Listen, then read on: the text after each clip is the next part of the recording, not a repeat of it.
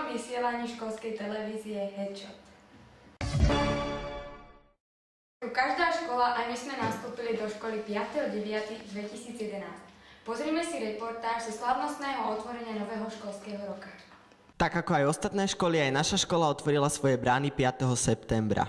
Tento rok je pre školu výnimočný, pretože oslavuje 20. výročie založenia školy. Vždy sa pred školou privítali slávnostne naši noví prváci. V kultúrnom programe vystúpil spevák Mário Fiantok a tanečníci z 3. A. Svojím slávnostným príhovorom otvorila školský rok pani riaditeľka.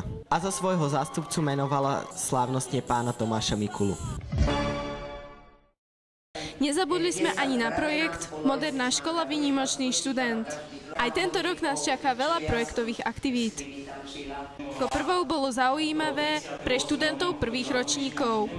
Ďalšou uskutočnenou akciou bol seminár na tému Globus problémov. Do celosvetového dňa jazykov sa zapojila aj naša škola. Celý deň sme sa vzdelávali hravou formou. V rámci Európskeho dňa jazykov sa naši študenti vyučovali hravou formou. Skupina, ktorá vyhrala, bola vždy odmenená sladkou maličkosťou.